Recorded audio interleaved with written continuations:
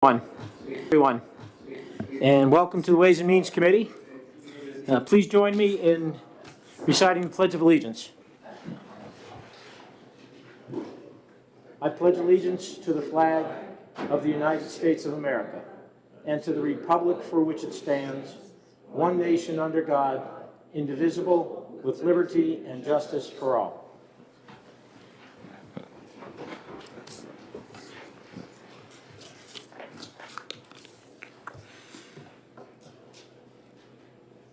So we will open the hearing this morning on House Bill 102, and we will look to recognize the prime sponsor.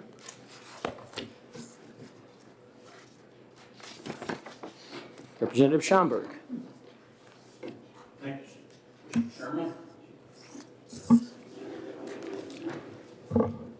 Thank you, Mr. Chairman, and the Senate Ways and Means Committee. I am Representative Tom Schomburg, District 4, Merrimack County, representing the towns of Wilmot and Sutton. I am presently serving my third term on the House Ways and Means Committee. A quick synopsis of the most important reason for a study commission on House Bill 102, worldwide reporting, is since the New Hampshire legislature has put the state on a course to transition to single sales factor for business taxes beginning in 2023, is to improve the competitiveness and ensure a level playing field for domestic-based businesses in New Hampshire. Without comparing the shift to single sales factor with the present water's edge method versus the suggested worldwide reporting tax method in House Bill 102, this may cause our domestic New Hampshire businesses to operate at a significant competitive disadvantage and pay more than their fair share of support for state operations.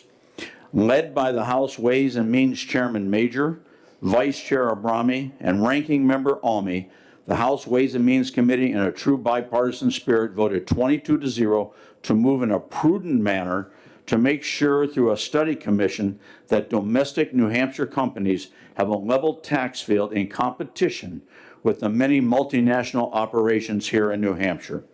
Thus, the recommendation of a study commission endorsed by this Senate Ways and Means Committee would allow for the in-depth comparison of what is the most equitable tax policy and level playing field for companies based in New Hampshire. I and the House Ways and Means Committee members urge the Senate Ways and Means Committee members to vote OTP as amended. Thank you for your time and attention to this matter. And Mr. Chairman, I will give a copy of my paper, my speech to you, and I would like to include the tax notes inequality project, which was submitted back in 2020, dealing with worldwide reporting. Certainly, you may provide that to our assistant. So are there any questions from members of the committee? Don't keep looking left and right. Once they say no, let's go on. I would remark that it's wonderful to see the House come out with a 21-0 on anything. 22. Oh, even better. All right, thank you. He's not here. You want to take?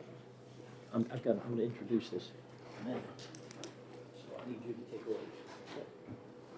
Get you that thing here.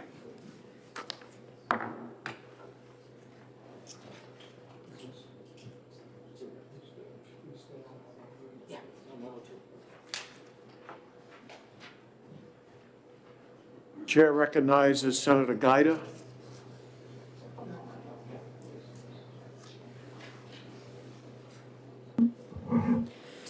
Thank you, Mr. Chairman, members of the committee. For the record, Bob Guida, Senate District 2, and chair of the committee. I would like to introduce Amendment 2022-1039S.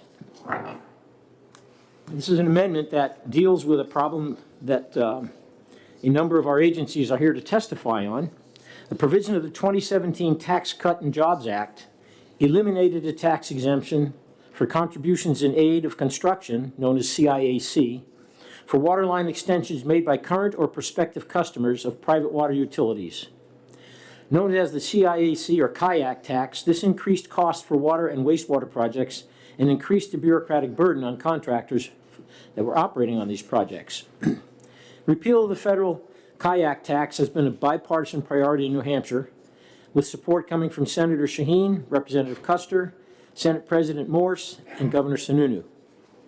The recently passed Infrastructure Investment in Jobs Act restores this exemption for private water companies, and the New Hampshire Department of Environmental Services and Department of Revenue Administration request that the legislature update the state's treatment of kayak under the business profits tax in order to align with the new federal tax code. This amendment accomplishes this goal. Ensuring that kayak are not treated as taxable contributions will mean that water and wastewater funds that New Hampshire is spending to address water quality issues go farther, and that public and private water utilities receive the same tax treatment for water line extensions. That concludes my testimony, Mr. Chairman. Thank you, Senator Gaida. Any questions from the committee? Seeing none, thank you.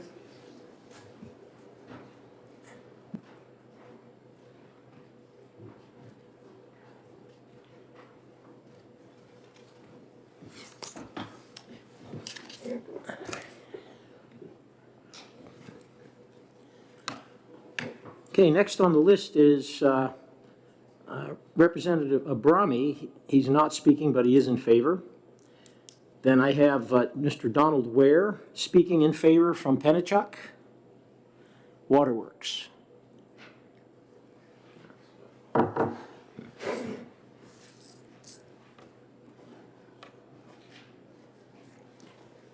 Good morning, and thank you for the opportunity to speak on behalf and in support of House Bill 102, in particular, the amendment that Senator Gaida just referenced. You did an excellent job talking about what's going on there. So we, just as a frame of reference, again, I'm Donald Ware. I'm Chief Operating Officer of Pennachuck Waterworks, which is the largest water company, water utility in the state of New Hampshire. We serve over 38,000 customers amongst 18 different communities, the largest being the city of Nashua. And the loss of the kayak tax that you referenced through the Tax Cut and Jobs Act impacted us at both the state tax level and the federal tax level, in that kayak, the value of the contributed property, it could have been a grant from the DES or a piece of water main or even a pumping station built by a developer and then contributed to us, got treated as suddenly as normal income, which created an immediate tax burden. In our case, our average combined tax rate was 36.8%. And so, that would have caused a tax which our ratepayers would have been subject to.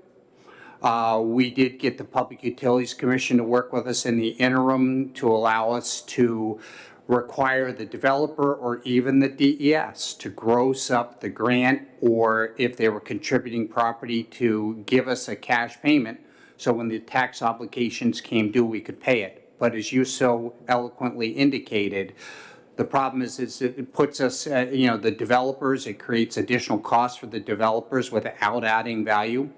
It diminishes the value of grants. And as such, we did work closely with Senator Shaheen and Hassan and Representative Custer to get that elimination of the kayak tax at the federal level back in effect. And now we are here, hopefully seeing the reversal of that kayak tax and the reinstatement of the exemption associated with this particular amendment. And again, we're fully in support of it, and we thank you for considering it. Thank you for your testimony. Are there any questions from members of the committee? Senator Rosenwald. Thank you. Good morning. Thanks for being here. Let me just say that I am a Pennachuck ratepayer. With the elimination of this tax, can the ratepayers expect that our water rates are going to go down? So one of the things that we did when the tax came into effect, we immediately had the Public Utilities Commission require that the tax be paid for by the developer or the DES, so that the taxes were never passed on to the ratepayer. So it will be rate neutral, in that we have not had to collect those taxes associated with kayak. from our ratepayers, but they were collected from the person making the contribution, either the DES in the form of a grant or from the developer who was putting the facilities in. Could I follow up, please? I'm sorry, I thought I heard you say that that taxes had been an expense for Pennachuck. It is an expense, but that expense is paid for by a third party, in this case, the developer or the DES. So over the period of time from December 2017 until the present, we have collected from the developer or from the DES the tax obligation created by the contribution in aid of construction. So we do not need to collect that from the ratepayer. Thank you. Further questions? Hearing none, thank you very much. Thank you.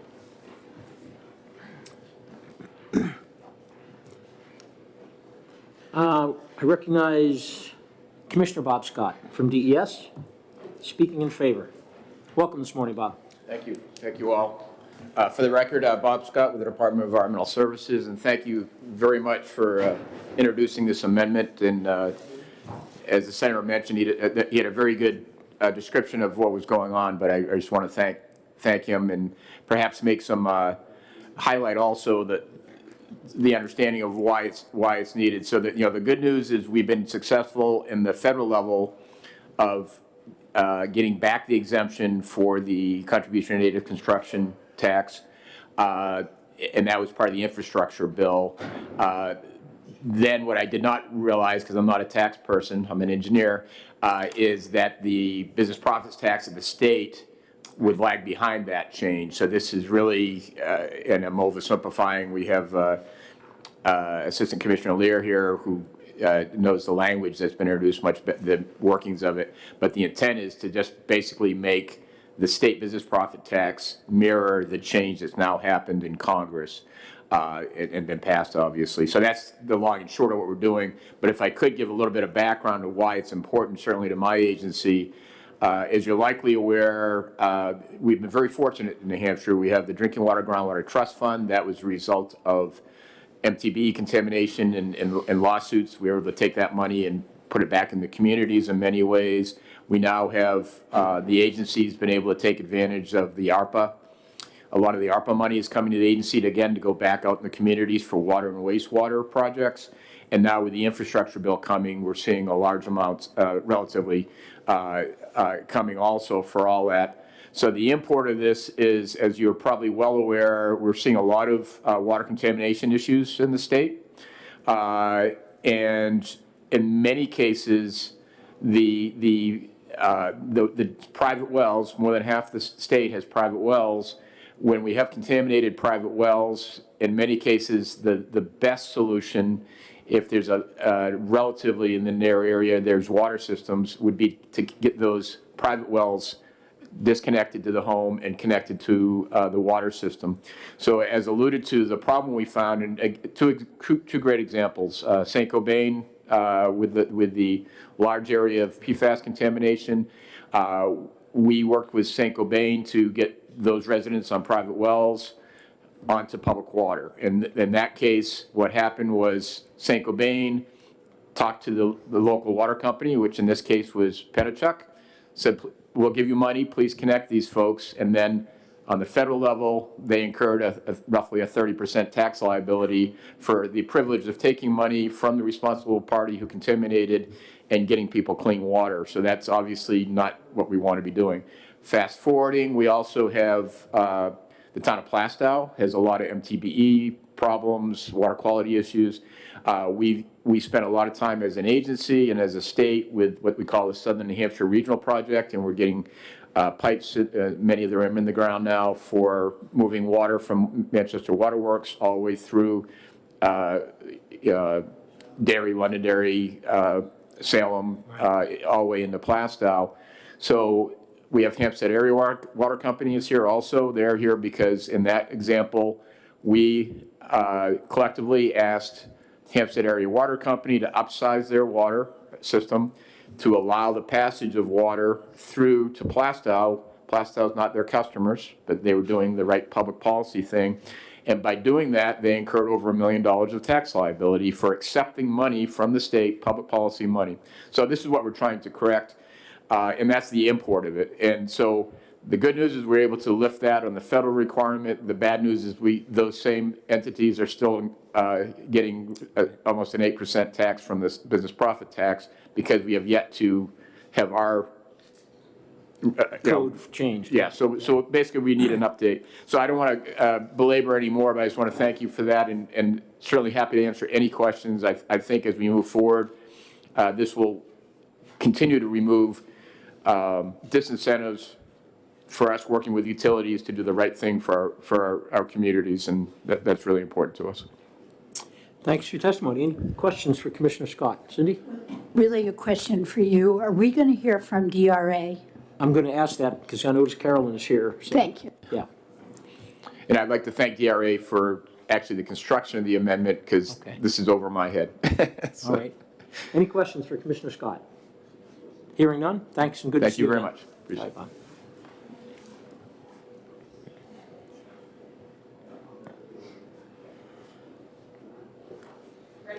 Yeah, Assistant Commissioner Lear, Carolyn, if you don't mind, would you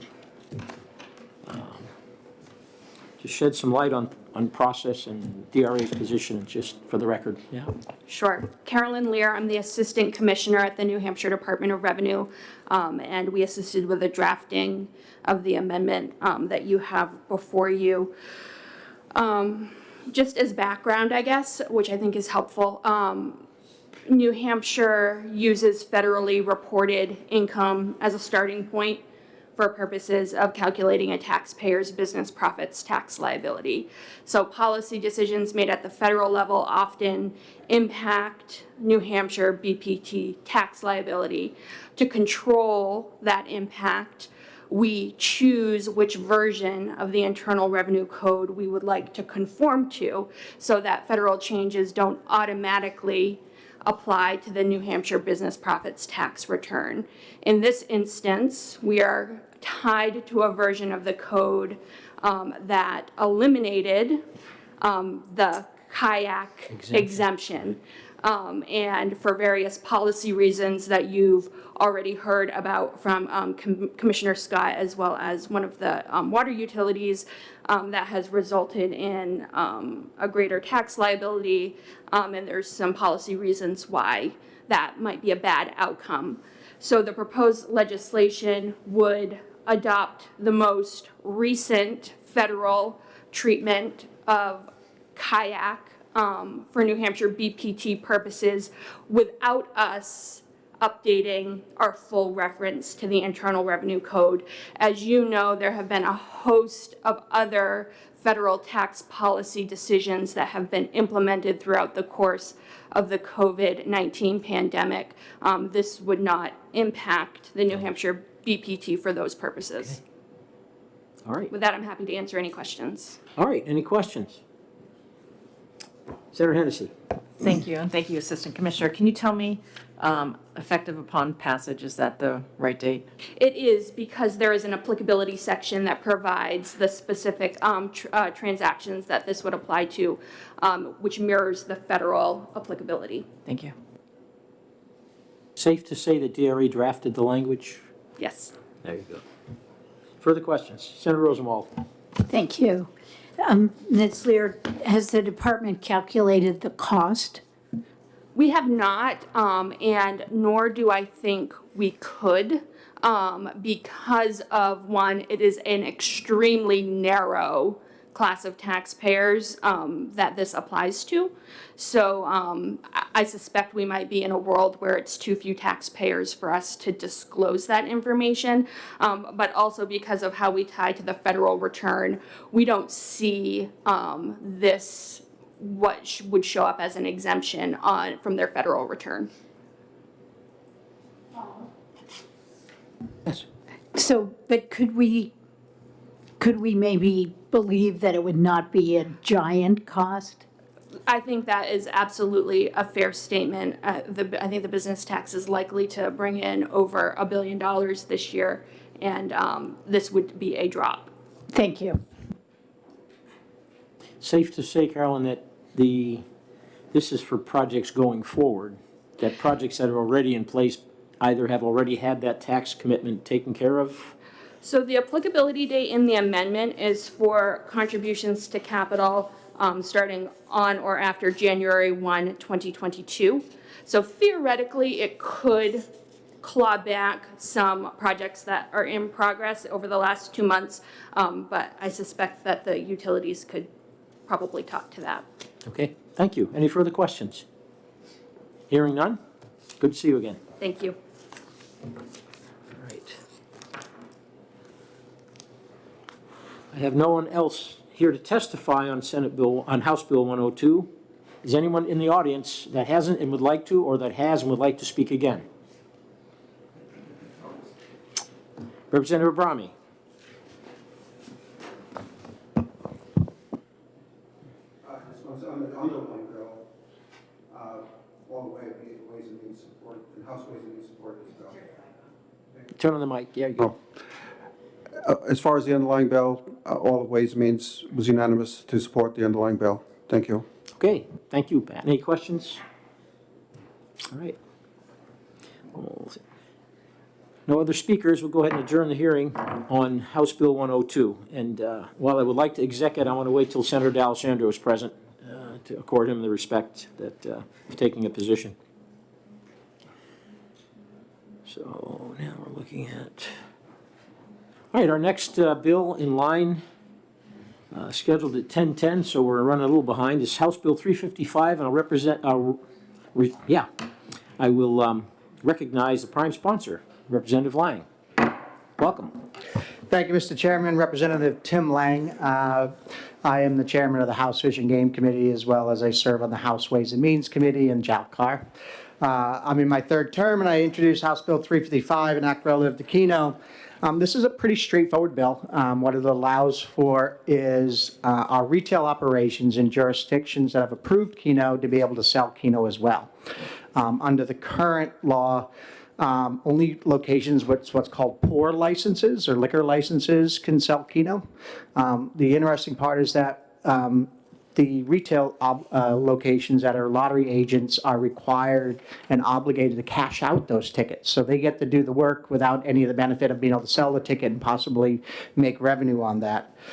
So this bill seeks to fix that inequity as a side benefit of this bill. As you know, the Keno money all goes to the Education Trust Fund, and so there'll be an incremental increase in revenues for the state on those revenues, and that will benefit education without having to raise a single tax dollar on our citizens. So again, I think this is a win for everybody, and I hope the committee would look forward to supporting and passing this bill with the OTP motion. Any questions from members of the committee? Senator Rosenwald. Thank you. Thank you. Good morning. Why doesn't this bill have a fiscal note? I honestly don't know. I asked that question, but I think it's because it's probably an indeterminable. They actually don't know what they realize it's probably going to be a revenue increase, but nobody can figure out what that revenue increase is going to look like. And it's a moving target because as towns, I already know of a couple more towns that have Keno on their ballots for this year. So the number's going to increase again. So I don't know that they even determine what a number would look like, but I'm pretty sure I saw Executive Director McIntyre in the back of the room. He may be able to answer that question. Any further questions? I do have one. I note that you say here that lottery retailers licensed to sell Keno under this subparagraph shall not display Keno on an active screen at the retailer. Can you give us some background on that? Sure. That wasn't in my original bill. That was an amendment added in Ways and Means by a couple of members that wanted to see that. Originally, in my conversations with the executive director in the development of this bill, I had wanted to be an optional. I don't want retailers to be forced to put up a screen up, but I also, if some of them think that it's beneficial to their business, I thought they should have the choice of their own whether or not they want to display a screen. So it was a change it was a compromise. I accepted in the House side to see it go through, but I'd also be happy to see that word shall to optional, and I'd be happy with that as well. Okay. Further questions? Senator Hennessy. Can you explain what that actually means for those of us who don't know what a screen at a retailer is? Sure. So if you've ever been to a location that's selling Keno, they have a screen that shows the games that are going on. You don't have to watch the game. You can walk up. It's like any other lottery ticket. You don't have to watch the drawing on Saturday night. You can just buy your ticket and go back in a week later and have them scan it and tell you whether or not you won or not. On Keno, they do have that screen where the balls drop. And my understanding, and Charlie can correct me if I'm wrong, our Executive Director McIntyre, is that currently in the poor locations, we do require them to have screens. And we didn't want to make it a mandate. I didn't want to make it a mandate. In talking with Charlie, he has indicated that the rules that he would put behind this change would make it optional, and I would prefer to see optional. Thank you, Mr. Chair. Yes, follow up. Would this potentially, the way this is written right here, reduce revenue? If they don't have the screens up, is there a potential reduction in Keno revenue? Again, Charlie, you'll probably be a better answer to that. I don't see a reason why that would happen. Again, the idea behind this is that some businesses could choose, so I use the little grocery store I go to, they have a little deli area, so they may want to put a screen up to keep people in the store for an extra 10 minutes and buy one more soda, one more sandwich, one more snack, just to wait for their game to finish so they can check cash out and try it. So they may want it, but there are other stores that are so packed that they may not want a screen. So again, I thought this as an option was a smart move. That I do know that the concerns that were voiced was that they didn't want Keno parlors. It was the concern of creating some sort of Keno parlor, and that's why they put the shall not in the retail side. Thank you. Further questions? Hearing none, thank you very much, Representative. Mr. Chairman, thank you, committee members, for taking my testimony. Okay. Signed up in support but not speaking, Representative Abrami. Well, of course.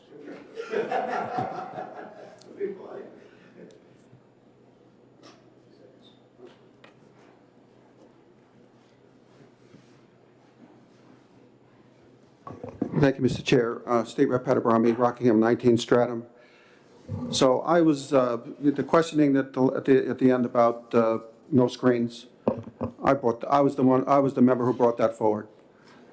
Years ago, when we first did Keno, I was on the subcommittee, I chaired the subcommittee that came up with Keno. And the compromise then was that we would only have Keno in restaurants that poured liquor. That was our rule. So when Representative Lang brought his bill in, I was first against it totally because we said what we said. But we did hear testimony, as you heard, from the restaurants, from the convenience stores and from the grocery store folks, that they were cashing tickets, that, you left your meal, you didn't want to hang around and wait for the next number to come up. So the compromise was, like Representative Lang said, the compromise was no screens. We don't like the aesthetics. Originally, that's why we didn't do it. We didn't want the aesthetics of people standing around in a grocery store or a convenience store waiting for the number to come up on the screen.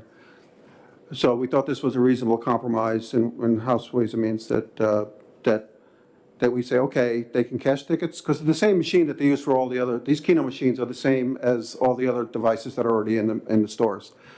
And that if they could say, there's a little sign that says we sell Keno here, but don't hang around and wait for the number to come up. You may go into the store, grocery store, buy your ticket, you get done with your checking out, and then you go to, it's those windows they have in the grocery stores. You go, you say, did I win?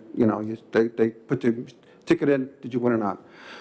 So again, that was compromise in Ways and Means. I hope that we don't revert back to the original bill because it took a little time for us to get this amended this way. So that's my comments. I'll take any questions. Okay, any questions for Representative Abrami?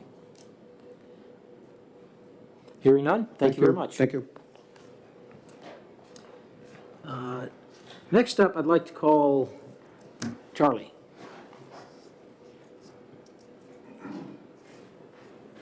From the Lottery Commission. Good morning, Mr. Chairman, members of the committee. Charlie McIntyre, New Hampshire Lottery. Here to answer any questions you may have on this bill or anything else obviously related to lottery operations. Okay. Any questions from members of the committee? Senator Rosenwald. Thank you. I thought there'd be a fiscal note on this bill. Representative Lang said there would be incremental revenue. Yes. But how do we know that? Why isn't there a? So I'm actually holding one. I don't know how it didn't get to you folks, but I looked, when you asked the question, Senator Rosenwald, and thank you for the question, I looked and I was actually holding one. And so I don't know how it didn't get over there. Lost in the fog of COVID perhaps. But so for us, incremental revenue is obviously a difficult proposition because in some respects there'll be maybe a slight cannibalization of Keno sales from the bars and taverns to the stores, but an increase in footprint, an increases in locations obviously increases revenue. So we estimated an increase of about 5.9 million net revenue to the state. Of what? 5.9 million net revenue to the state. One of the difficulties obviously is you're not sure how many of the stores are going to adopt it.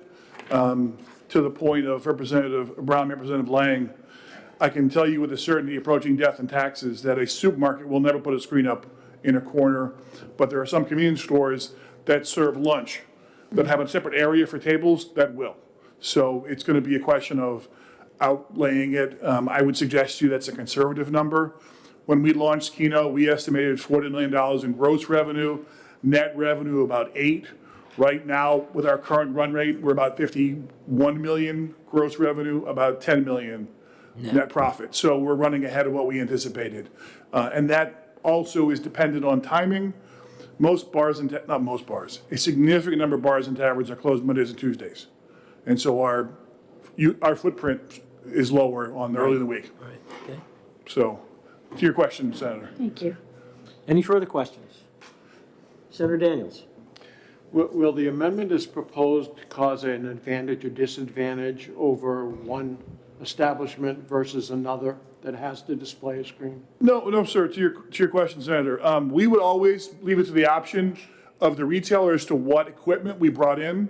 In some cases, it's more significant because they have more footprint or they want more. In some cases, it's less. In some cases, they really want a speed of transaction, so they're not going to want a screen in the corner. If you had a Keno sale without a screen, it would be indistinguishable between that and a Powerball ticket. You would walk up, say your numbers, a ticket would print, and you would walk away. And then you could check your numbers later on the computer or our new app. You'd be able to say, hey, I have drawing number 1, 2, 3, 4. Did my numbers match? Did I win? So it would be a choice of the business, which we would respect. To your question, Senator. Further questions? Hearing none, thank you very much. Thanks, Chairman. Good to see you, Charlie. Yep. All right. Next up, Kyle Baker, New Hampshire Grocers. Senator, I don't need to speak unless I can answer any questions. All right, I don't want you to speak. No. All right, and speak, he would be in favor. We have Simon Thompson speaking and in favor.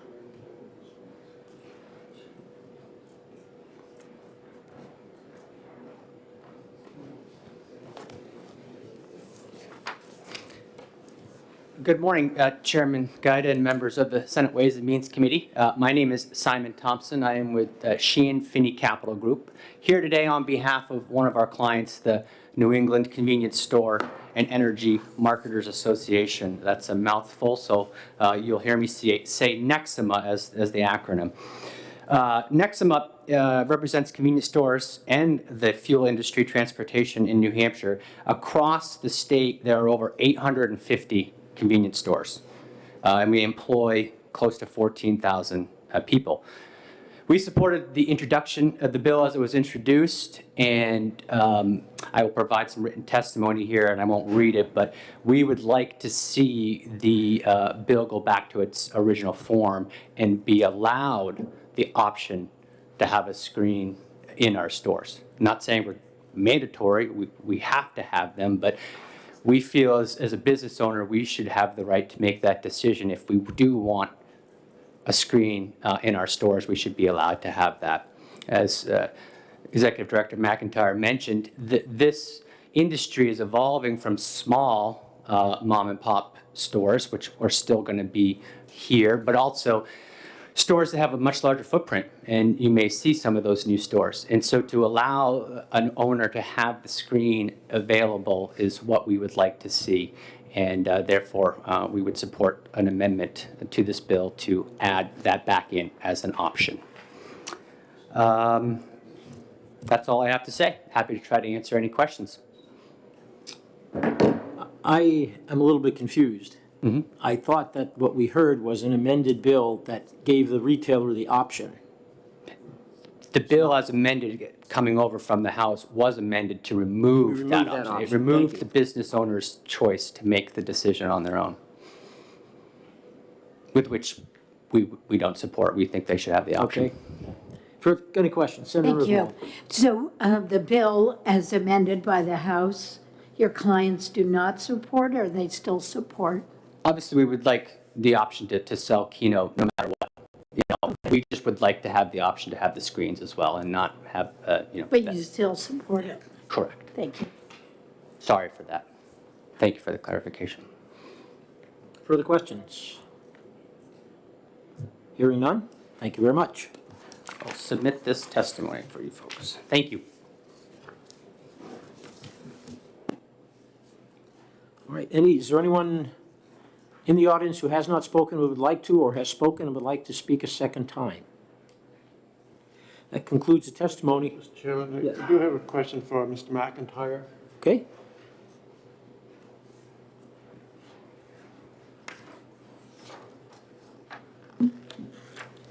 Thank you for taking my question. Of course, sir. I had the same feeling that Senator Gaida did, because I understood you to say that when I asked the question if there was an advantage or not, or a disadvantage, you said that it was left up to the business owner. Yes.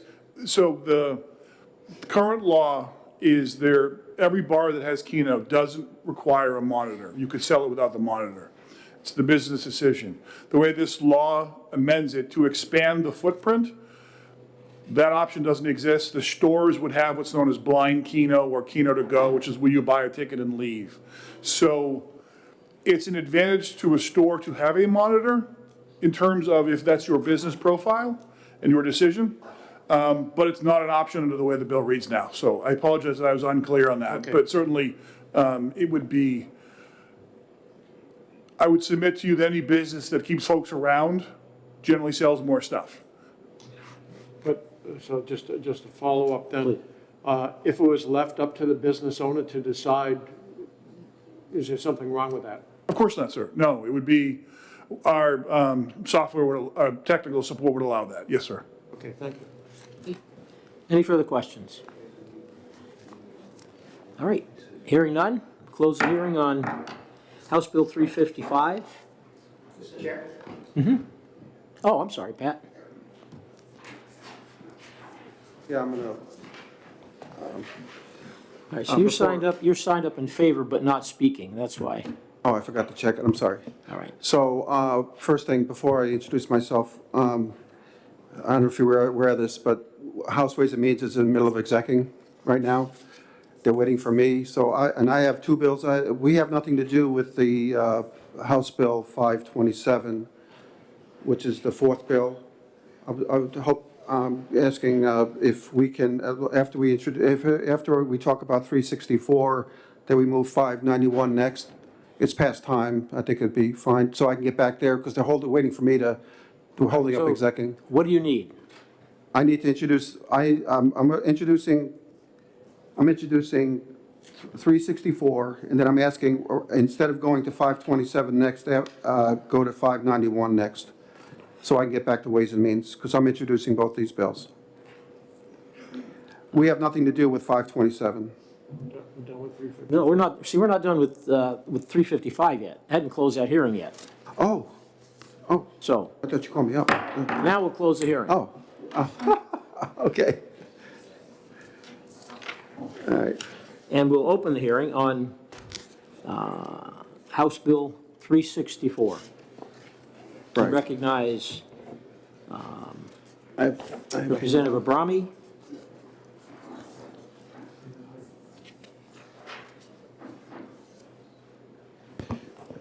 speaking in favor. So that handout is actually necessary for the presentation. Thank you. So I'm filling in for, this is Representative Woolery's bill. First off, State Rep. Patabrami, Rockingham 19, Stratham. This bill has to do simply with raffle statutes only, raffles. And Representative Woolery brought forward a bill. When you look at the, I just marked up the current statute. What it does, it says that any person or entity that is determined to, by the Internal Revenue Service, et cetera, 501c, or then B, there's a whole bunch of things. So we thought that was kind of redundant, and that and the one thing that's in the current statute, I handed out current statute.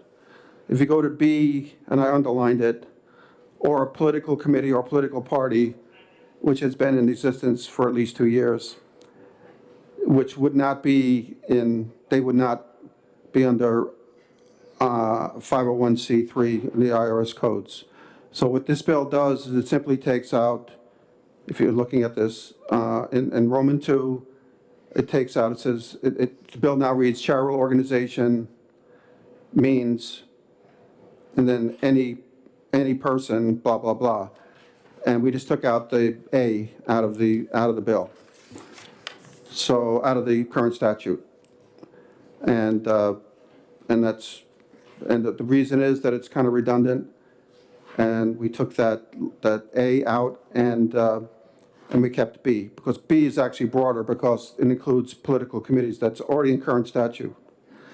And this is for raffles only. It does not, we got some emails before this hearing, that came to me, and I said, no, this is we're not changing the definition of a charitable organization anywhere else in the statutes, only for raffles. That more than organizations that fall under 501c3s would be eligible to hold a raffle. So that's my testimony. Thank you. Any questions? Senator Rosenwald. Thank you, Mr. Chairman. So if I were the American Communist Party or the American Nazi Party, I could hold a raffle? I guess. This is current statute. I didn't make this up. But I'm sure. But so can the Republican Party and the Democratic Party. Again, I handed out current statute with the taking out the, and those wouldn't be, any of our political, Republican or Democratic Party would not fall under 501c3 laws. Could I follow up? Follow up. I'm sorry, I thought you said that you were broadening the language for raffles. No. That, I underlined it so to show that that was, no, this is current statute I handed out. And we crossed out Roman 2A, and we kept B. It is basically the bill.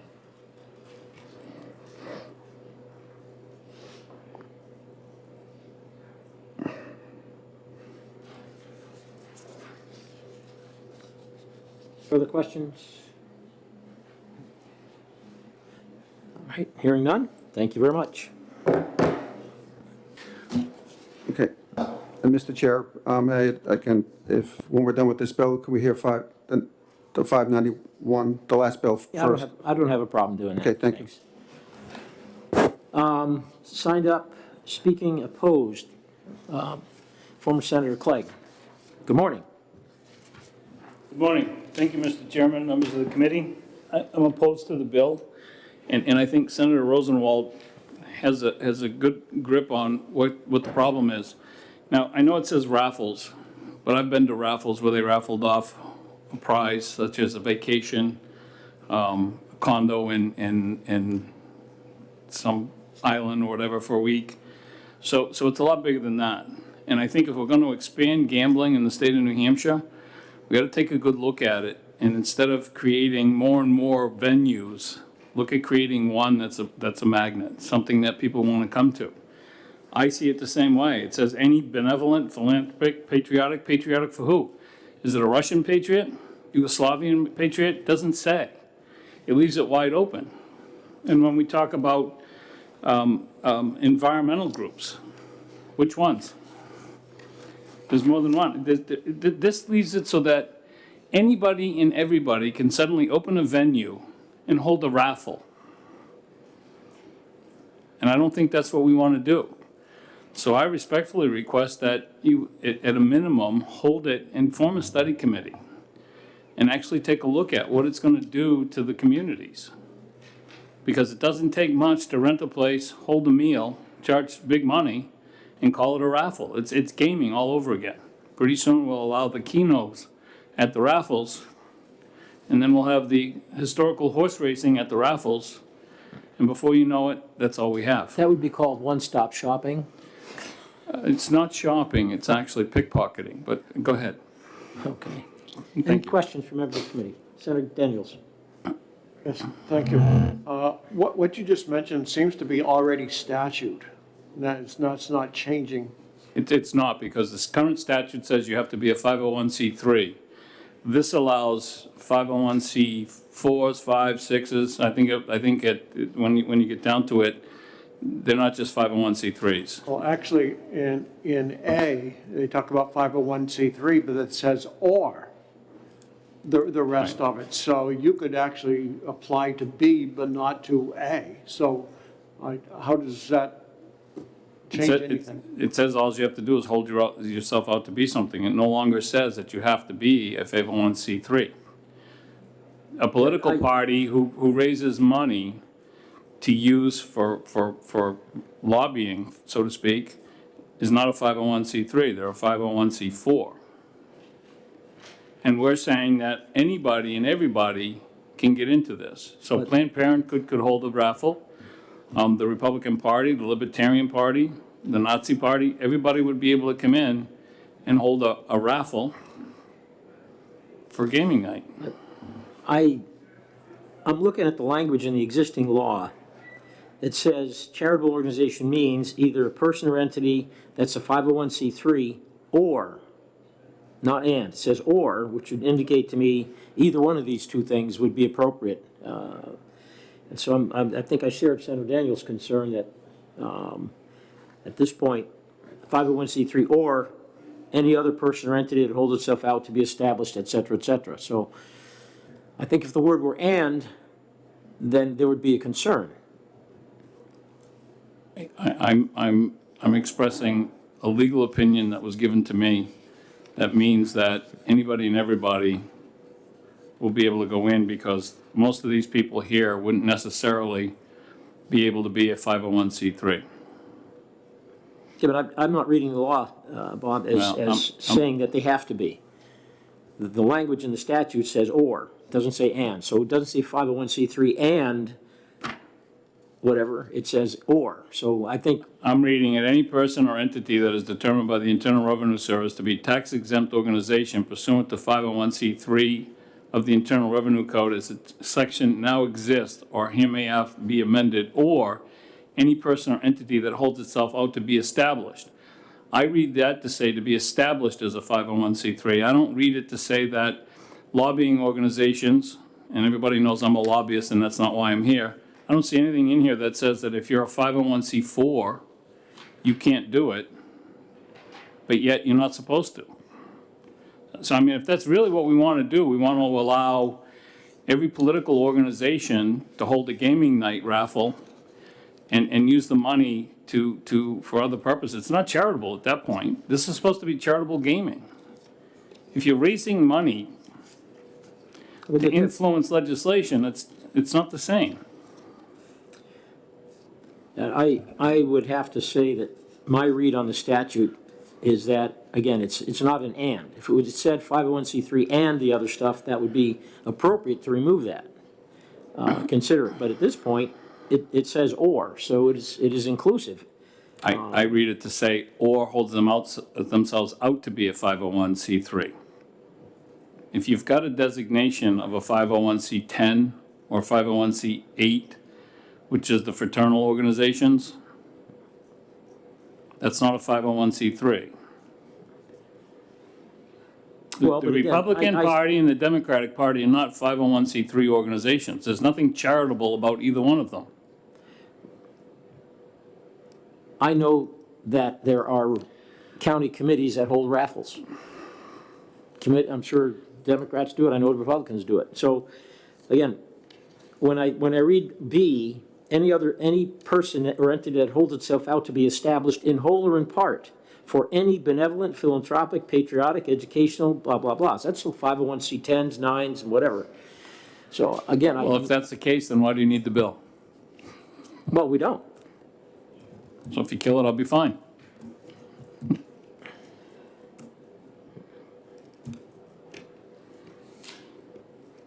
Any questions or further questions for Senator Clegg? Hearing none. Thank you very much. Thank you, Mr. Chairman. Thank you, members of the committee. No one else signed up to speak. Is there anyone in the audience who would like to speak, or having spoken would like to speak a second time? Hearing none. We'll close the hearing on House Bill 355. And which one? 591. All right, 591 is scheduled at 10:40, so we're good. All right, we'll open the hearing this time with the indulgence of the others in the interest of Representative Abrami's schedule on 591 FN relative to certain liquor license fees.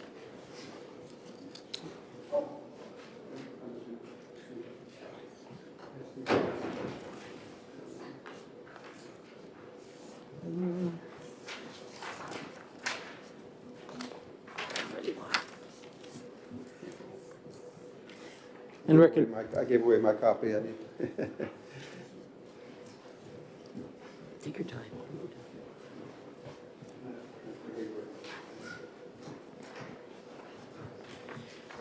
And we'll recognize Representative Abrami as the prime sponsor. Thank you, Mr. Chair. For the record, State Rep. Pat Abrami, Rockingham 19 Stratham. I'm here to introduce House Bill 591.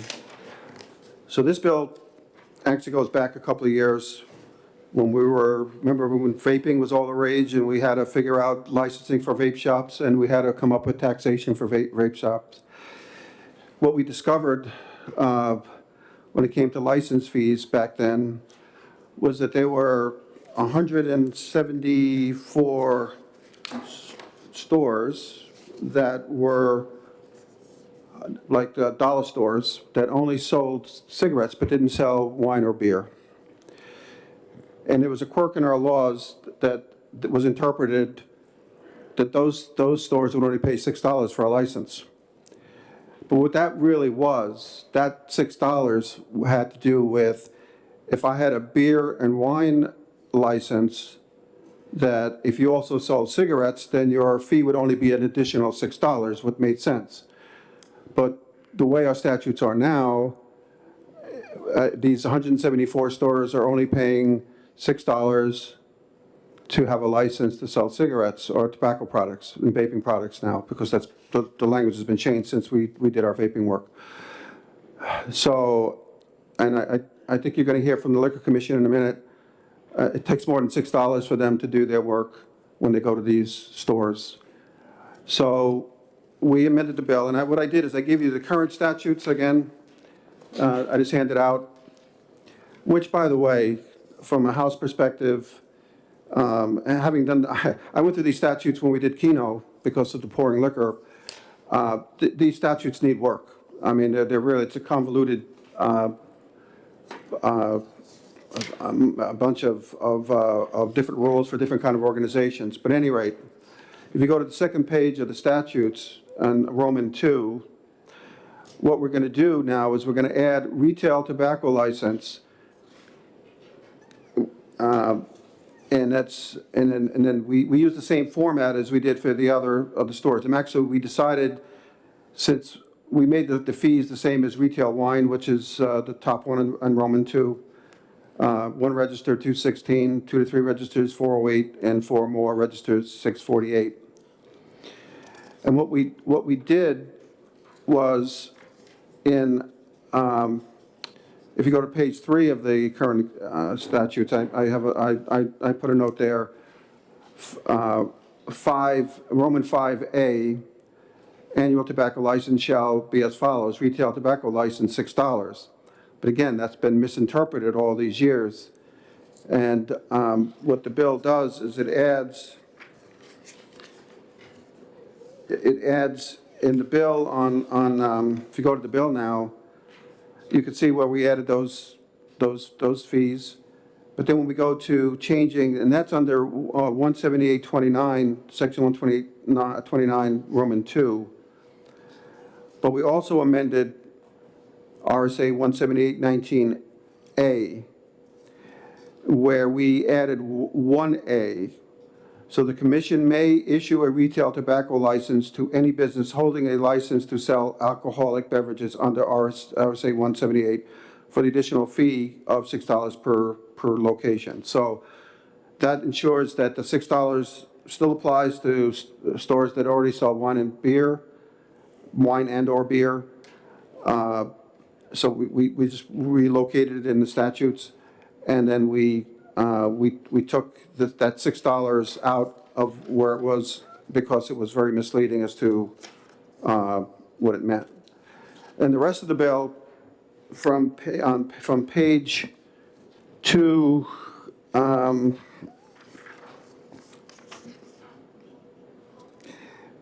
actually, most of page 2 of the bill. The other thing we discovered, it was very hard. There were the license statutes and then the fee statutes. And we had trouble connecting them. Which license went to which fee? So what this does, the rest of this page 2 does, it doesn't change statutes at all other than point the license to the fee, the license to the fee. So again, doesn't change anything. It's just helpful we decided when we were working on this to do that. So, but the major change is the $6 issue. It'll impact 174 retailers, and that number fluctuates up and down depending on, but it's about 171 retailers. We made sure that we had a public hearing on this for them. No one showed up to complain about this. They thought, it was a bargain, $6. But basically that's what the bill does. Thank you. Any questions from members of the committee? Senator Hennessy. Thank you, Mr. Chair. Thank you, Representative. Did you have this bill in a prior legislative session? Yes, we took 2 sessions. We passed it. During the real COVID time, when the Senate decided not to hear many of our bills or not do anything with them. Now, I have no idea what this committee did. It did pass 2 years ago. It came to this body.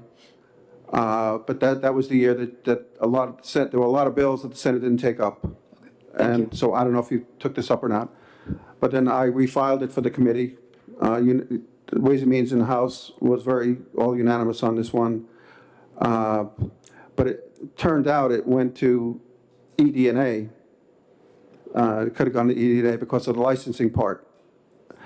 ED&A passed it out. And then it went to Finance because the original bill had an additional request for additional 2 FTEs, using some of this additional revenue for 2 FTEs for liquor. That was taken out by ED&A.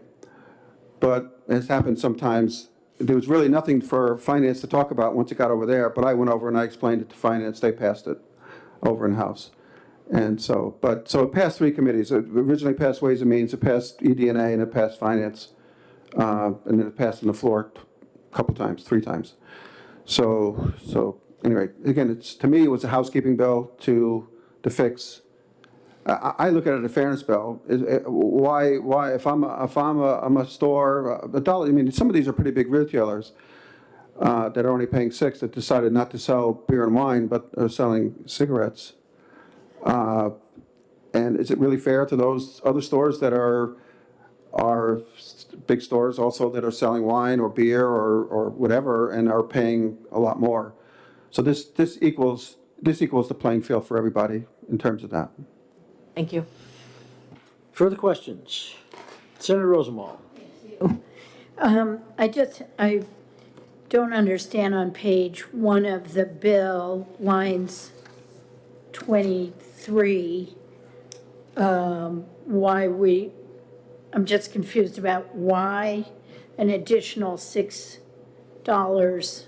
to get a tobacco license is still in here if the purpose of the bill is to remove that.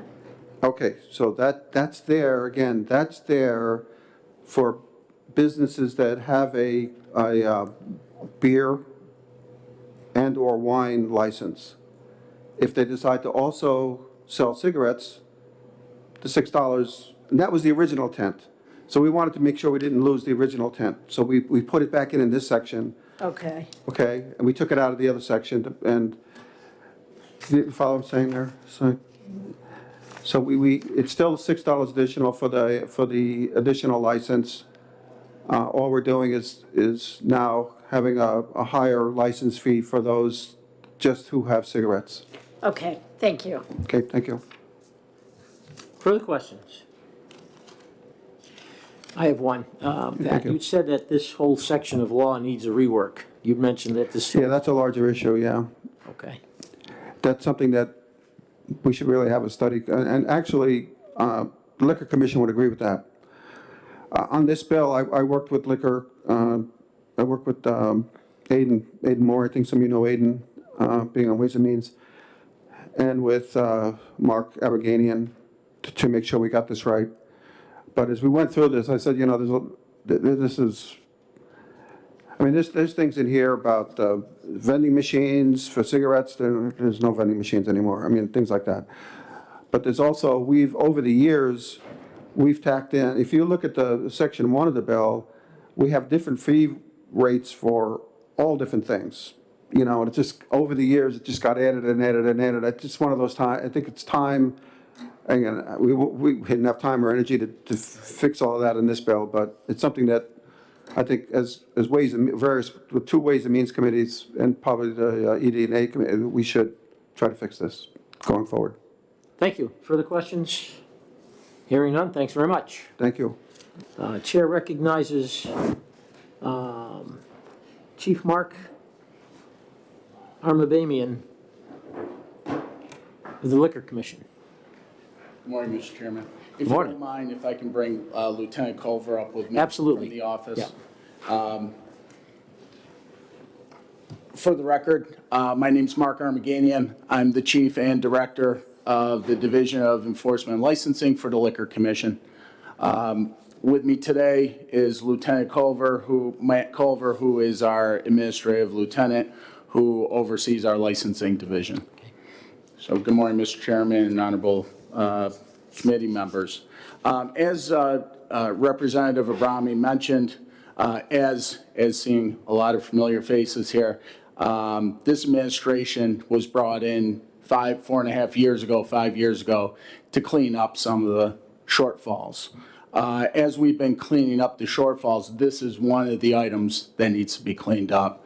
We've recognized this with a handful of other RSAs that, as I have testified many times, for some reason when changes or amendments are made to these statutes, the liquor statutes, for some reason they don't want to touch the initial statute, whoever brings in the bill. They touch the one that's probably 5 below. They intertwine with each other and create a lot of confusion.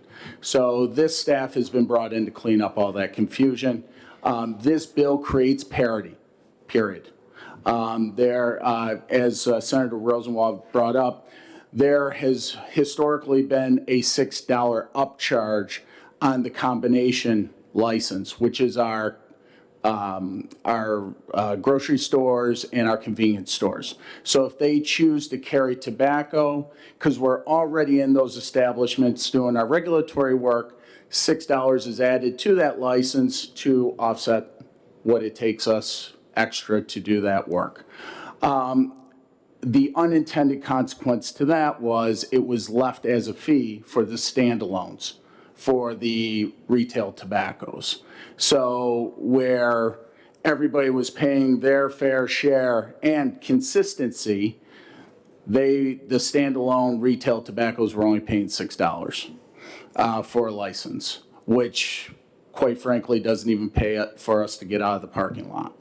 So, a couple of years ago, as Representative Abrami has stated, we looked at this bill. As, again, this group definitely knows, we've been working on this for the last 4 years, cleaning up this stuff. This is just one of many. And what we have done is, the only difference I will say is in the LSR, the 174, as far as licensees, that was stated is up to 221. So that, we have 221 of those standalone retail licensees now, which those figures in the LSR would create, under one register, 221 outlets times the 216 is 47,736. While the second number there, which is the 147 times 6, it would be 221 times 6 now, which is $1,326.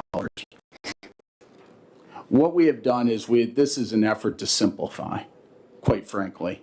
When I walked in from state police, again, 4 years ago, just learning all the statutes in Title 13, as a lot of you know, it can get cumbersome. And I will say, I thank God for Lieutenant Culver because he has hand-walked a lot of our licensees through that process, so it isn't so cumbersome in an effort to clean up our customer service base also. So with that in mind, we have worked diligently with Ada Moore, our legislative coordinator, and with Representative Abrami, to include Representative Almy also has done a lot of work on this. So there is a bigger overhaul that needs to be, and thank you for recognizing that, Mr. Chair. Are there any questions, members of the committee? So for my understanding, we're taking a system in which someone is not paying for something that you're doing and making them pay for it. Correct. So again, to just make it a little bit more clear, so our combination licenses will fall under a little higher register ratio. Combination is alcohol and tobacco. Alcohol, tobacco, and can do, if they choose, can do retail, wine, beer, and tobacco. All right, so products. that's the combination license. Correct. Thanks. But this follows parity with retail wine, our agency stores. That's it, those two. So if you only have one item, you get that column. If you have more than one item, you get the combination, which is a little higher fees. And that's not currently in law. This will make that happen. This will make that happen. Okay. So someone who's not paying for something, someone's not paying for tobacco is now going to start doing $6 Correct. for tobacco, if they're doing wine and beer. Correct. Okay. Thank you. Thank you. Any further questions? Hearing none, thank you very much. Thank you. And is Lieutenant, well, Culver, you were here, okay. Ken Weiler is not speaking, but is in favor, representing Rockingham 13. That completes all those who are signed up to speak. Is there anyone in the audience who has not spoken and would like to, or has spoken once and would like yet to speak again? Seeing none, close the hearing on House Bill 591. And we can look at House Bill 364.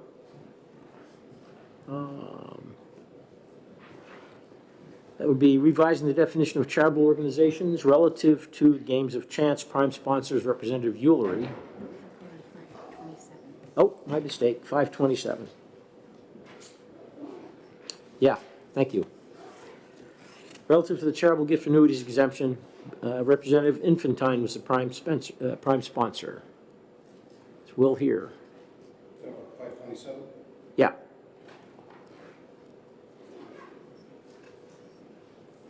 All right. Anyone here that would like to introduce that bill? All right, okay, go ahead. We'll let Dean Hennessy do it.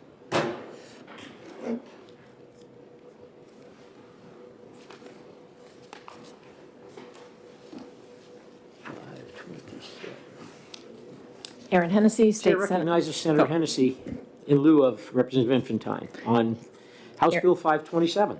Thank you, Mr. Chairman. Aaron Hennessy, Senate District 1. I'm here to introduce HB 527, since the prime sponsor is not here, relative to the charitable gift annuities exemption, and I will take no questions.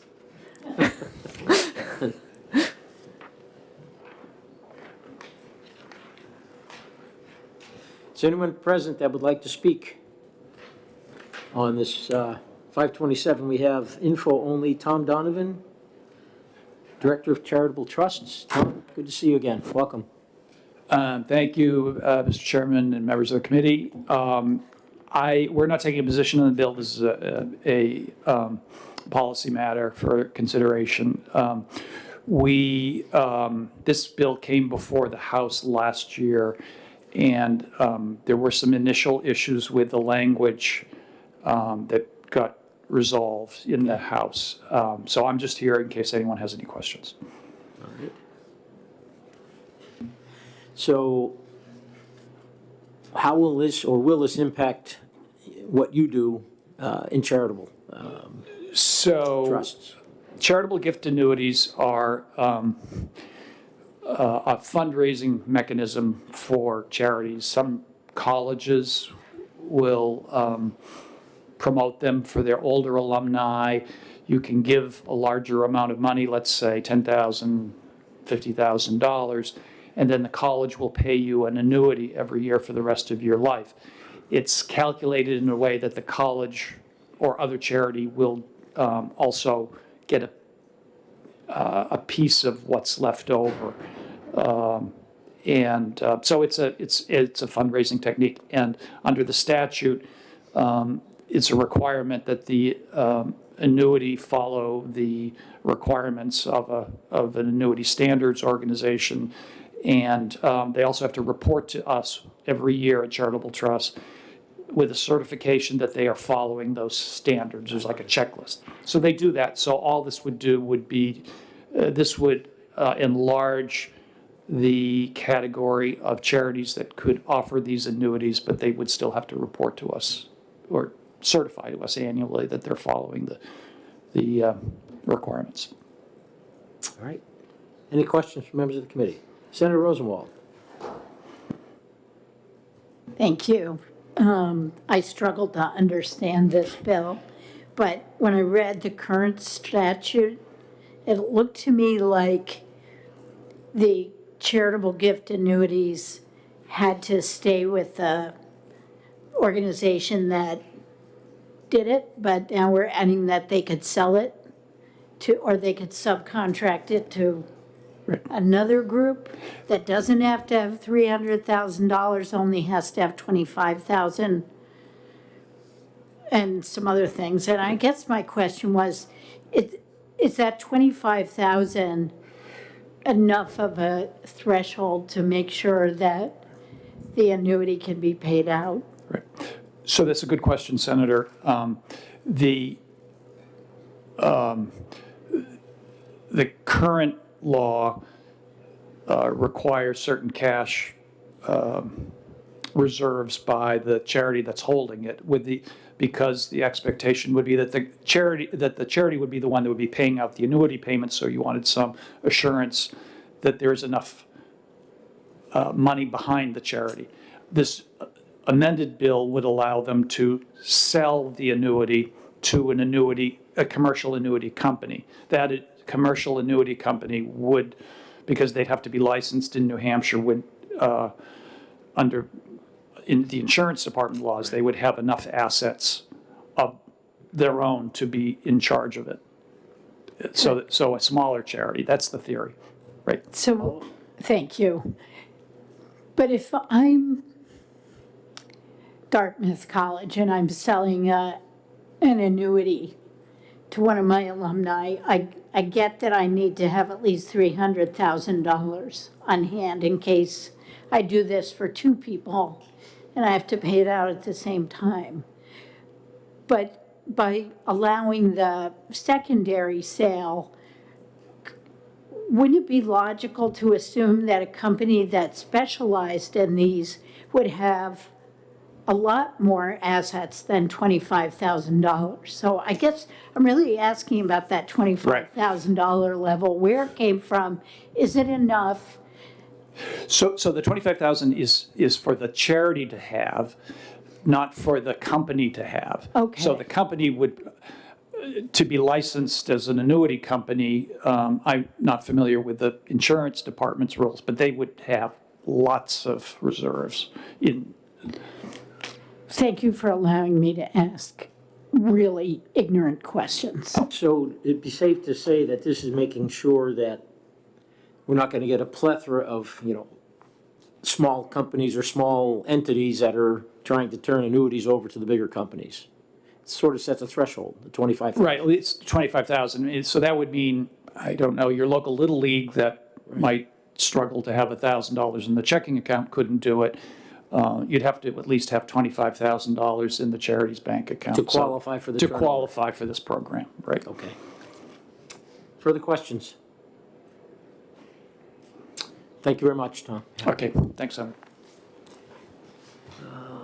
Okay, in favor and not speaking, I have Stephen Matthew. Speaking. All right, we'll check speaking then. Good morning, committee members.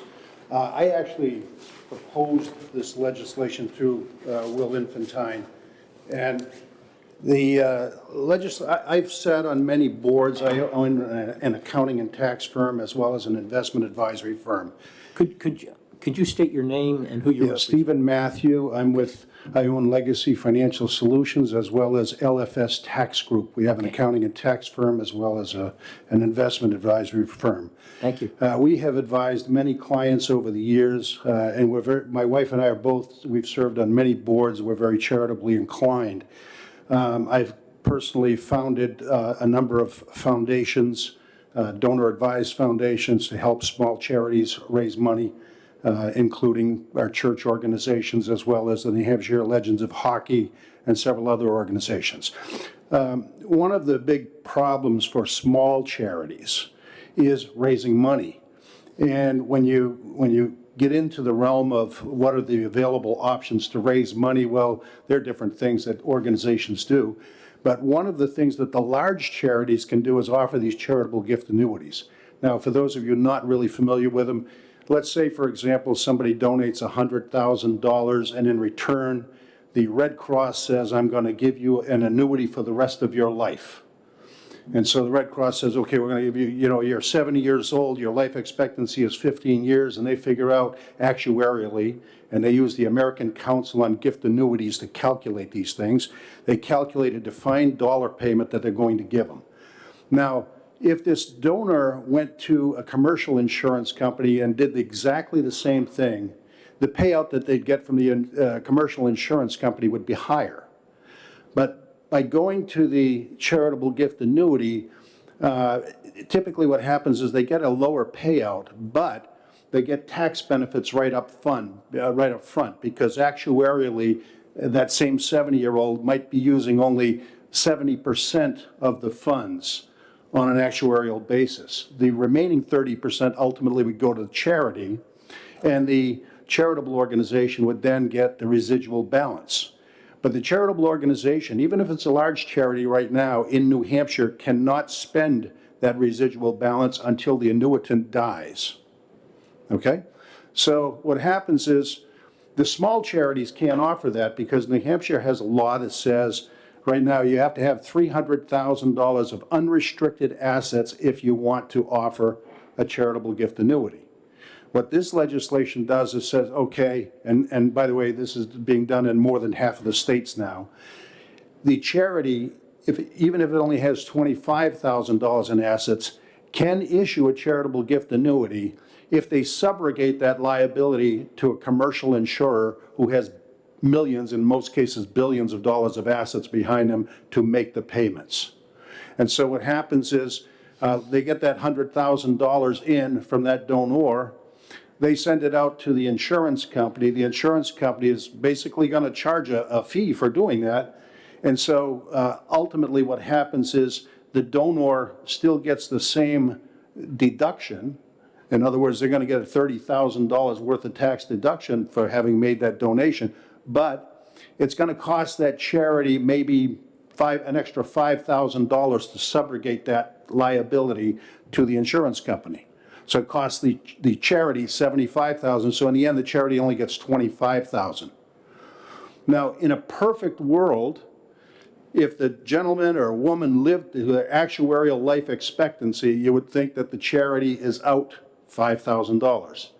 The reality is, though, in this bill, we allow them to take, because they have subrogated the liability to a major commercial insurer, they can now take that cash right now and spend it right now. They take the remaining balance, the $25,000, and they can use it for their charitable organization right now. And so, as I mentioned, the majority of states are now allowing this to be done. We're trying to bring this in line with what other states are doing, and the fact that we can help small charities like our Legends of Hockey, or maybe it's your church, or maybe it's your, we have Friends of Central Hockey, where we've got about $30,000. We'd be able to do some major fundraising for some of the donors and allow this to go on at a much larger level. Any questions? Senator Hennessy. Thank you, Mr. Chair. Sorry, your last paragraph of what you just said sounded like you were in favor of the bill, but I believe you said you're... No, I'm in favor of the bill. Oh, Yes, okay. I guess I have a question for you then. Based on all of your testimony, and then maybe this is for the chair, is the insurance department signed up to speak? And if not, why is this RSA in the charitable trust division and not in the insurance department's division? I can address that. Thank you. The reason for that is this falls under the Department of Charitable Trusts. It all has to do with the charitable thing. All this legislation does is says that the charity can subrogate their liability to an outside insurance carrier that is licensed to do business in the state of New Hampshire. Now, the insurance carriers, there's 50 or 60 annuity carriers in the state, and any one of them has to have a significant capital base in order to provide annuities. So it's virtually no risk because they're doing this all the time. They're writing annuities all the time. I think this legislation deals with the regulation of the charity, not the insurance company. Yes, however, it expands on what the charities are already doing with annuities, which in my opinion should be covered by insurance law and not by charity law. Actually, it's not. All right, the charity is taking the money, and all they're doing is they're saying to the individual, rather than us pay you the monthly annuity income that you otherwise would get, we're going to have Prudential or John Hancock or Metropolitan provide that payment. Follow up? Yes. And maybe this is to the committee, but my point is that this is just expanding to be able to sell it, but currently we allow charities to do this. No, currently you don't allow charities to sell commercial annuities or to reinsure. What they're doing, essentially, the charity is reinsuring their risk. Right, but we currently allow them to do it without reinsurance. Correct, but only the very large ones can do it because you have to have at least $300,000 of unrestricted capital. So the only ones basically that can participate are your large colleges, universities, or your the major national organizations like United Way, Red Cross outfits like that. Senator Rosenwald? Thank you. It's really following up on Senator Hennessy's question to you. I guess I'm wondering, would this bring more insurers into the state or increase their business, and what might be the impact on the insurance premium tax revenues? Could we ask them maybe to... You want insurance to come over and testify? Yeah. Sure, I'm happy to do that. The truth of the matter is it would have a negligible effect. How many people do you know that are out there buying charitable gift annuities? I mean, the reality is that financial advisors, on the most part, do not even recommend them because unless you're dealing with very large clients and wealthy clients, they're not, the smaller ones, the amount of income that people can get from them is negligible. All right? But if you go to this legislation, what you're allowing that to do is for a lot of smaller annuities, $10,000, $15,000, $20,000 annuities, because a lot of these organizations have people in your communities that would like to get an extra $300 or $400 a month, and they just as soon leave some of that residual balance to their charity. So it's not going to have a huge impact on the insurers, and it's not going to attract, you're not going to bring any new insurance companies into the state, in my opinion, with something like this. Further questions? I'd love to hear from the insurance department. Okay. There was one other point that in the legislation that got changed from the original that I had proposed, and that was excluded from the original legislation that I had proposed, and I would love to see this amended, and I'm going to just kind of read this to you. The legislation as it's on the table right now indicates that we would have, if you look at paragraph Roman numeral 6, item number 2, it says has been in continuous operation for at least 3 years or is a successor or affiliate of a charitable organization that has been in continuous operation for at least 3 years. Okay, that's what came over from the House. Excluded from that was something that I had in there which said, including donor-advised foundations. Now, I'd love to see that added back. Now, the reason that I had that in there is because there are a lot of small charities that can't afford the expense of accounting and actuarial and all the things that are associated with maintaining records for a charitable organization. That's the reason that my wife and I have set up probably 15 donor-advised foundations. Donor-advised foundations are affiliates of much larger organizations. So we've got donor-advised foundations set up as affiliates of American Endowment Foundation, Renaissance Foundation, and New Hampshire Charitable Foundation has donor-advised foundations as well. All right, so I'd love to see the donor-advised foundation included in that legislation specifically so that it allows these donor-advised foundation. I know for us with the New Hampshire Legends of Hockey, we'd love to be able to offer these things, but as a donor-advised foundation, we're not able to do so. So I'd like to see that included in that legislation so that basically all the small charities can take advantage of this.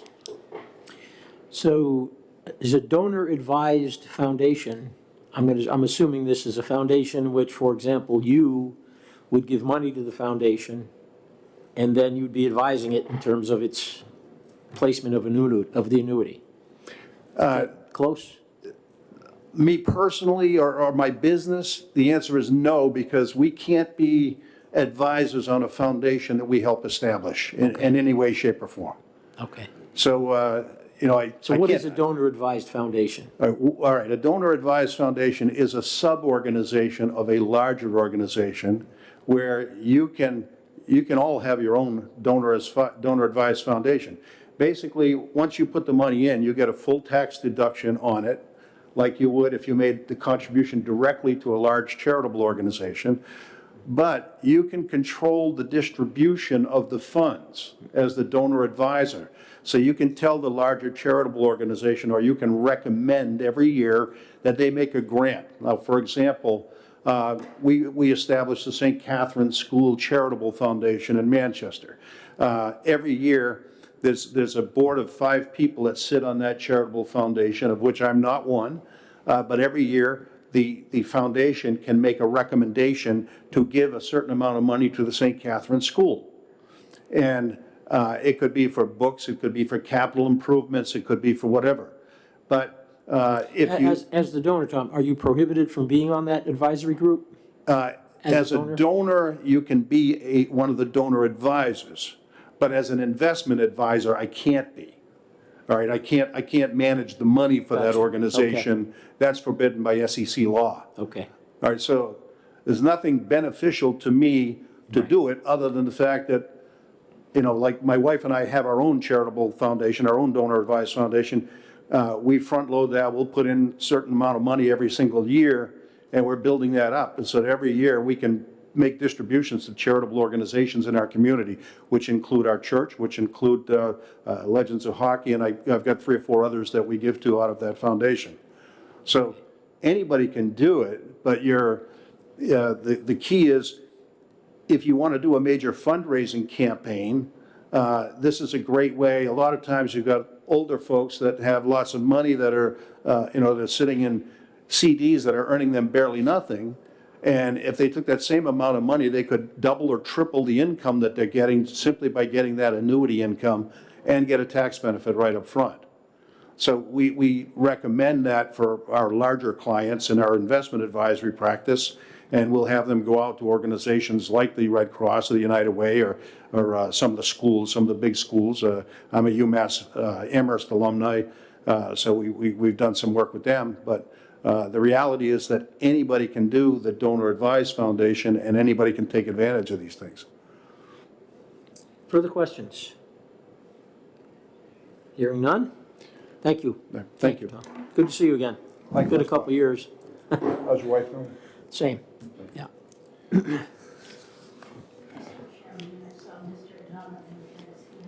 Tom, please.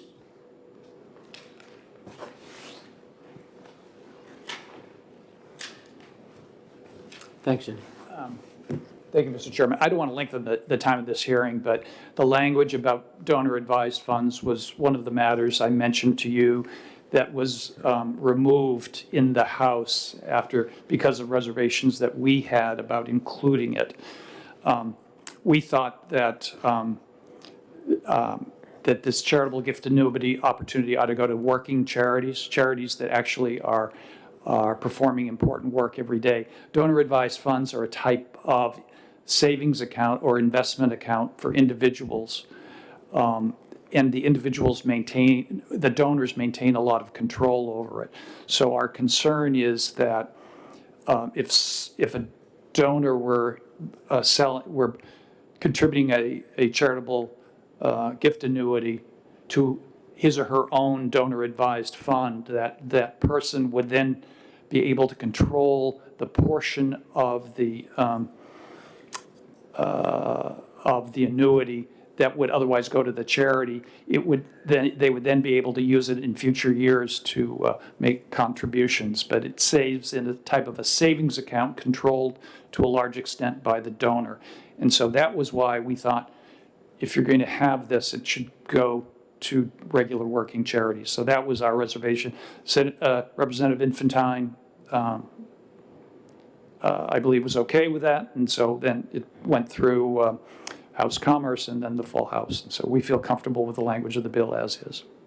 Okay. So am I to read that you are not in favor of including donor advised foundations? So we're not taking a position on this bill. We felt comfortable with the language that came out of the House, with the amended language that is now before you, if that makes sense. Okay, further questions? Hearing none, thank you very much. Can I address it? Please.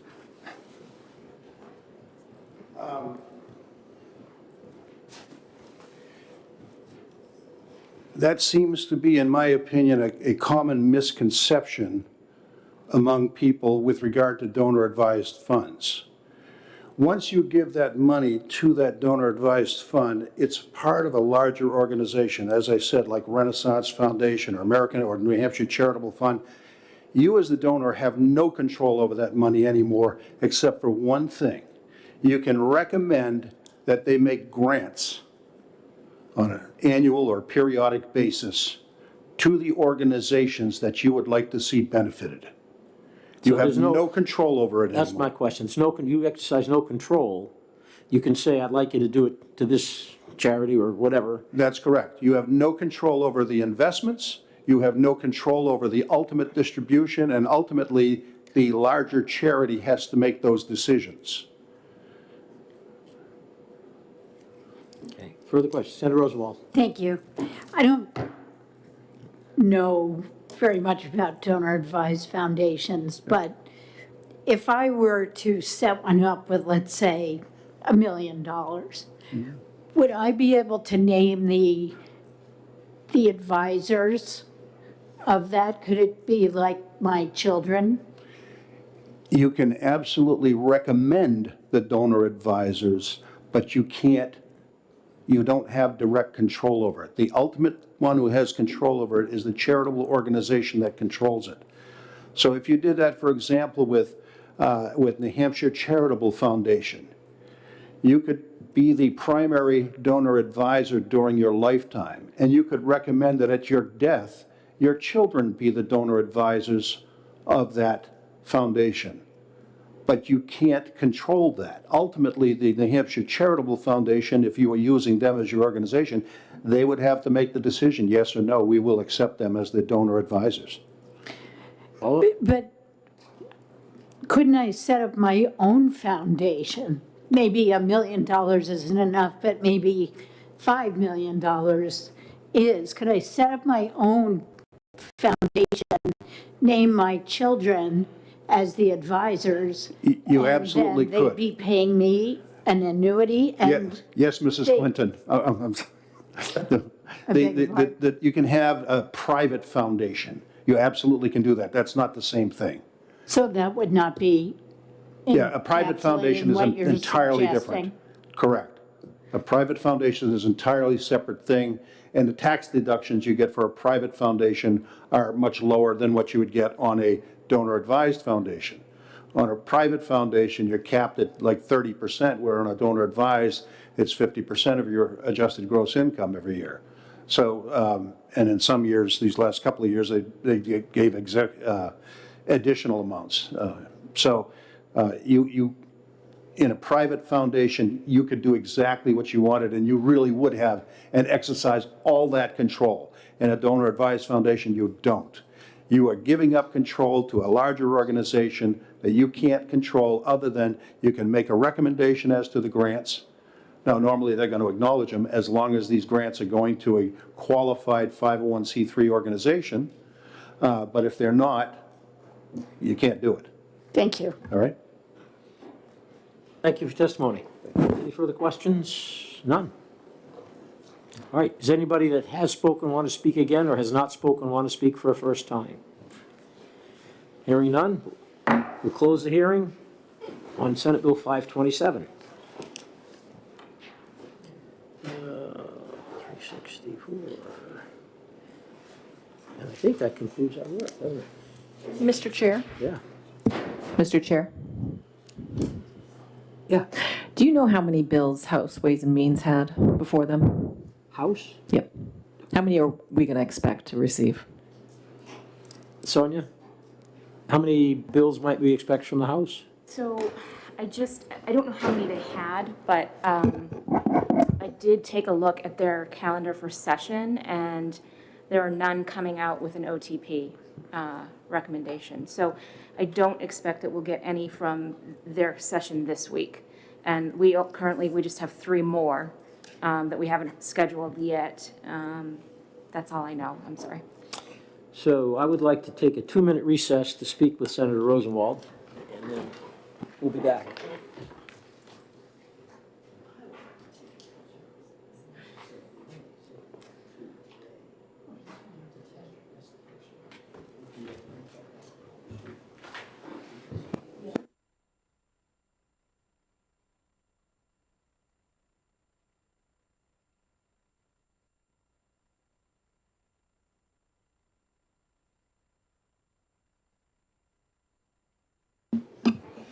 All right, we'll come back out of recess, and I'll take a motion to go into executive session.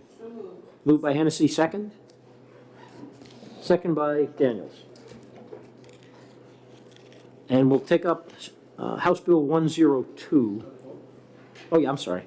We'll vote on the executive session. All in favor, aye? Aye. Any opposed? Okay, we're in exec. So House Bill 102. We want to fast-track this bill because there are people starting to make the March, or entities making that March tax payment without us changing this. So we're ready to fast-track this bill. Senator Rosenwald, would you propose an amendment? Well, yes, I would propose ought to pass with Amendment 1039S. All right, and I'll second that. Comment? Senator Hennessy? Thank you, Mr. Chair. I have a comment on the underlying bill and not on your amendment, so whenever you're ready for that. Ready? Sure. So I just want to point out to the Senate committee that there's 2 members of the Senate appointed to the, is it a study commission? It's a commission.